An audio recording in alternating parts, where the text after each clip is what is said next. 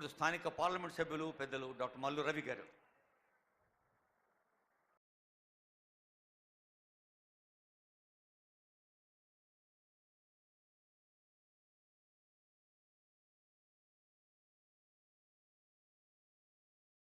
సభాధ్యక్షులు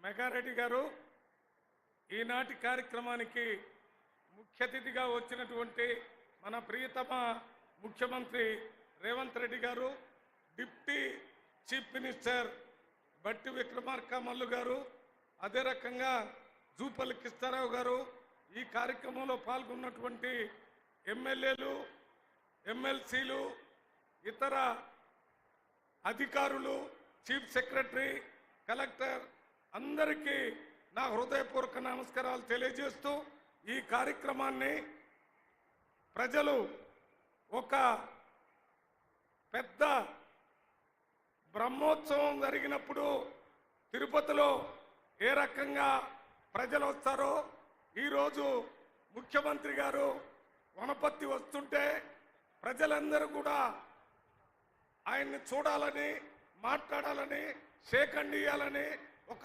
హిస్టీరియా, ఒక భావం తప్పనిసరిగా ఆయన్ని చూస్తే చాలనే విధంగా అన్ని చోట్ల ప్రజలు తండాలుగా ఉన్నారు. ఈ మీటింగ్లో కూడా మరి అనుకున్న దానికంటే రెట్టింపు ప్రజలు, మహిళలు, యువకులు, రైతులు అందరూ కూడా వచ్చినందుకు మీకు ప్రత్యేకంగా ధన్యవాదాలు తెలియజేస్తూ, ఇవాళ రాష్ట్రంలో ఉన్నటువంటి సామాజిక వెనకబాటుతనాన్ని, దానికి ఉన్నటువంటి ముఖ్య కారణాన్ని గుర్తించాలనే ఉద్దేశంతో ముఖ్యమంత్రి గారు మన తెలంగాణ రాష్ట్రంలో మొట్టమొదటిసారి కులగణన చేసి ఆ కులాల్లో వెనకబట్టున్నటువంటి వాళ్ళు ఏ కులానికి ఎంతమంది ఉన్నారు, అందులో ఎంతమంది చదువుకున్నారు, ఎంతమందికి ఉద్యోగాలు వచ్చినాయి, ఎంతమందికి ఆర్థిక పరిస్థితి బాగుంది అనే విషయాలన్నిటినీ 1,00,000 మందితో అధికారులతో 50 రోజులు మరి సర్వే చేయించి అసెంబ్లీలో పెట్టి రేపు వచ్చే అసెంబ్లీలో బిల్లు పెట్టాలని ఆలోచన చేస్తున్నటువంటి గొప్ప సామాజిక తత్వవేత్తే కాకుండా విప్లవకారుడని మీ అందరికీ మనం చేస్తున్నాను. నేను పార్లమెంటు సభ్యుడిగా 4-5 ముఖ్యమంత్రులకి దగ్గరగా పనిచేస్తాను, కానీ రేవంత్ రెడ్డి గారు ఒక ఆమడ దూరంలో ఉన్నటువంటి మనిషి ఏం ఆలోచిస్తున్నాడు, వారి ఉద్దేశం ఏంటి, వారి ఇంటెన్షన్ ఏంటి, వారి పరిస్థితులు ఏంటి అన్నీ తెలుసుకొని ఈ 14 నెలల్లో తెలంగాణ రాష్ట్రంలో విప్లవం తీసుకొచ్చినటువంటి విప్లవ నాయకుడుగా మన భారతదేశంలో ఇవాళ గుర్తించారు. సామాజికంగా అట్టడుగున ఉన్నటువంటి ఎస్సీ, ఎస్టీ, బీసీ మైనార్టీలకి 56 ఇంటిగ్రేటెడ్ రెసిడెన్షియల్ స్కూల్స్ పెట్టి ఒక్కొక్క స్కూల్కి 200 కోట్ల రూపాయలు పెట్టి ఒక స్కూల్లో 2,600 మంది 5వ తరగతి నుంచి ఇంటర్మీడియట్ దాకా చదివి కులం, మతానికి సంబంధించిన పూర్తిగా వాసన లేకుండా చేసి సమాజంలోకి వచ్చి మొత్తం సమాజంలో ఒక కొత్త మార్పుని, కొత్త విప్లవాన్ని తీసుకొని రావడానికి రేవంత్ రెడ్డి గారు కృషి చేస్తున్నాడు అనడానికి ఇది పెద్ద నిదర్శనం.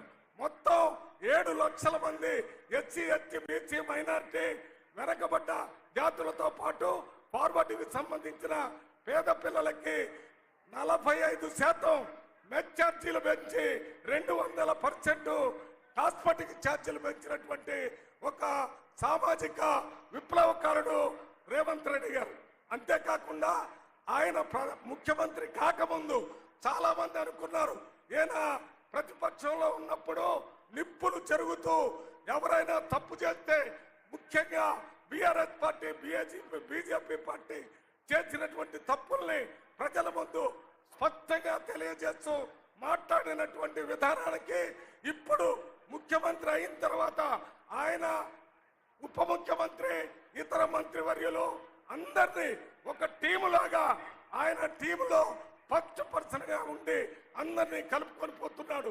ఇది చూసి ప్రతిపక్షం వాళ్ళు ఓర్పుకోలేక కేటీఆర్, హరీష్ రావు, కవిత వాళ్ళ నాయకులందరూ నోరు పారేసుకొని ముఖ్యమంత్రి మీద అదే రకంగా కాంగ్రెస్ పార్టీ మీద వ్యతిరేకంగా మాట్లాడుతున్నారు. కాబట్టి మీరు రేవంత్ రెడ్డి గారిని, నేను కానీ మన కాంగ్రెస్ పార్టీ కానీ మీరందరూ కానీ ముఖ్యంగా ఈ దాడి నుంచి, ప్రతిపక్ష పార్టీలు చేసే తప్పుడు దాడి నుంచి రక్షించి తిప్పి కొట్టాల్సిన సమయం వచ్చిందని మీ అందరికీ విజ్ఞప్తి చేస్తూ ఒక్క మాట 2 నిమిషాల్లో నేను మాట్లాడటం పూర్తి చేస్తాను. ఎందుకంటే ముఖ్యమంత్రి గారు ఎస్ఎల్బిసి టన్నెల్ దగ్గర పోవాల్సి ఉంది.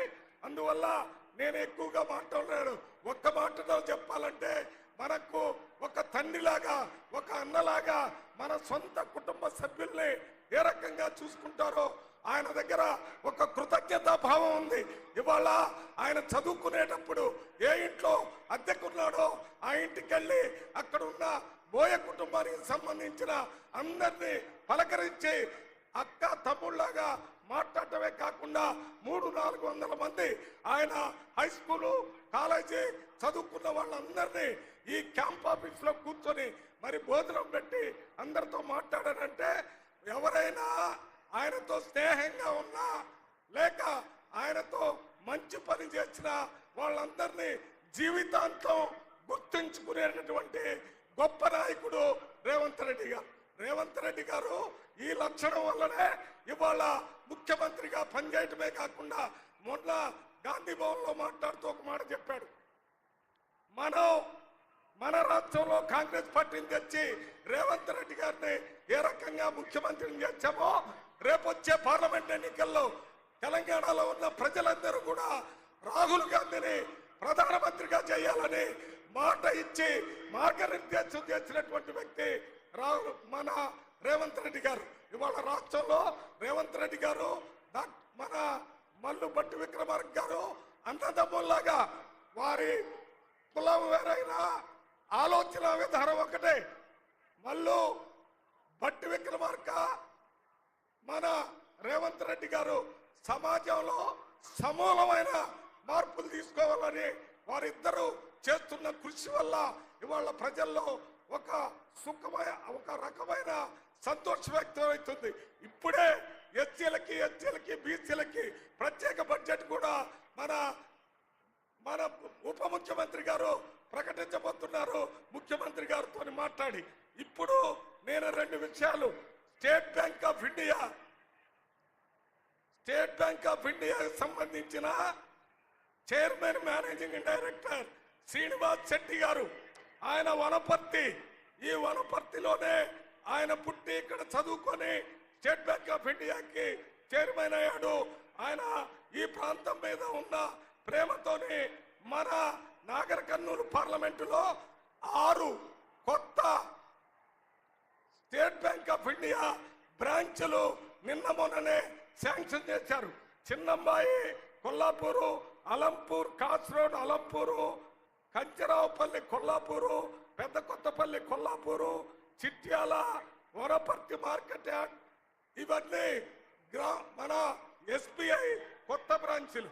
ఇవి కాకుండా ఎస్బీఐ కస్టమర్ సర్వీసెస్ పాయింట్స్ అని ఒక 15 అమ్మటిపల్లి, వెల్టూర్, రంగాపూర్, ఇన్లోల్, మేడిపూర్, గట్టిప్పలపల్లి, ఊరుకొండ, రవిచెర్ల, ఇర్విన్, మెజోర్ల, మామిడిబండ, పెద్దగూడెం, జంగమాయపల్లి, నందిన్నె, కోడేరు, ఈ 15 గ్రామాల్లో సర్వీస్ సెంటర్స్ కూడా పెట్టడానికి ఎస్బీఐ సిఎండి గారు శాంక్షన్ ఇచ్చారు. కొత్త బ్రాంచ్లు ఇంకా రాబోయే సిద్ధాపూరు, పోల్కంపాడు, రాజోలి, పెట్లవల్లి, వేపరగల్ల, ఇక్కడ కొత్త బ్రాంచ్లు ఇవ్వడానికి ఇప్పుడు సర్వే జరుగుతుంది. దీంతో పాటు 71 లక్షలతోనే సోషల్ వెల్ఫేర్ రెసిడెన్షియల్ హాస్టల్లో బాత్రూమ్లు, లెట్రిన్లు, మంచినీళ్ళ కోసం సిఎస్ఆర్ ఫండ్ కింద మన శ్రీనివాస్ శెట్టి గారు శాంక్షన్ చేయటం జరిగింది. అంతేకాకుండా 2.5 కోట్ల రూపాయలతోనే ఒక మెడికల్ వ్యాన్, దాంట్లో డాక్టరు, నర్సు, అటెండర్ నుంచి మన నాగర్ కర్నూలు పార్లమెంట్కి ఒక మెడికల్ వ్యాన్ని 2.5 కోట్ల రూపాయలతో శ్రీనివాస్ శెట్టి గారు శాంక్షన్ చేశారు సిఎస్ఆర్ ఫండ్ కింద. అదే రకంగా 2 కోట్ల రూపాయలతోనే అచ్చంపేట దగ్గర 15 గ్రామాలని వారు అడాప్ట్ చేసుకొని దాని సర్వతోముఖ అభివృద్ధికి పనిచేస్తూ ఒక మెడికల్ వ్యాన్ని యానిమల్స్ కోసం కూడా శాంక్షన్ చేయటం జరిగింది 75 లక్షలతోని. ఇవన్నీ సిఎస్ఆర్ కింద జరిగింది. అదే రకంగా యూనియన్ బ్యాంక్ ఆఫ్ ఇండియా మన నాగర్ కర్నూలు పార్లమెంటులో కొండారెడ్డిపల్లిలో ఒక బ్రాంచ్ని శాంక్షన్ చేసింది.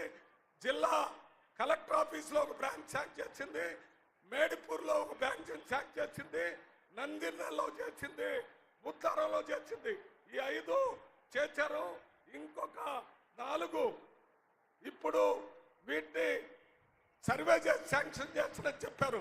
పెద్ద కొత్తపల్లి, అంబటిపల్లి, సల్కాల్పూర్, గట్టుప్పలపల్లి.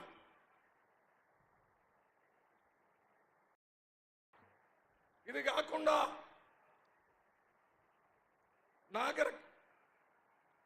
నాగర్ కర్నూలు, వనపర్తి, జోగులాంబ జిల్లాల్లో ఒక్కొక్క జిల్లాలో rural self employment training centre permanent గా పెట్టి బిల్డింగులు కట్టి అక్కడ స్కిల్ డెవలప్మెంట్ పెట్టడానికి యూనియన్ బ్యాంక్ ఆఫ్ ఇండియా 3 బ్రాంచీలు శాంక్షన్ చేయటం జరిగింది. దాంతో పాటు ప్రతి జిల్లా కేంద్రంలో ఒక డిజిటల్ లైబ్రరీ కూడా union bank of India sanction చేశారు. మణిమేకల సిఎండి గారికి ప్రత్యేకంగా ధన్యవాదాలు తెలియజేస్తున్నాను. సిఎస్ఆర్ ఫండ్ కింద 2 కోట్ల రూపాయలతో టాయిలెట్స్, బాత్రూమ్లు మన గవర్నమెంట్ స్కూల్స్ లో కట్టడానికి శాంక్షన్ ఇవ్వటం జరిగింది. ఇవే కాకుండా ఇంకా కొత్తగా లోన్స్ విషయానికి వస్తే ఈరోజు లోన్ మేళా చెప్పాం. ఒక